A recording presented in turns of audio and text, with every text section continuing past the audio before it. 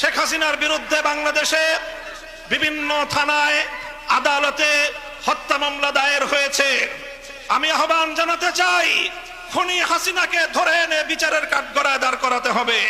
মোদিকে বলতে চাই, শেখ হাসিনাকে ভারত থেকে বের করে দেন, নতুবা বাংলাদেশে আপনার দূতাবাস রাখা হবে না। এই শেখ হাসিনা এখন গিয়ে খুনের নেশায় মাতাল হয়ে নরেন্দ্র মোদীর সাথে আখড়া করেছে। যদি সেখান থেকে বসে বাংলাদেশের স্বাধীনতার উপর কোনো হস্তক্ষেপ করার চেষ্টা করা হয়, তাহলে বাংলাদেশের মাটিতে ভারতীয় দূতাবাস থাকতে পারবে না। শেখ হাসিনার বিরুদ্ধে বাংলাদেশে বিভিন্ন থানায় আদালতে হত্যা মামলা দায়ের হয়েছে।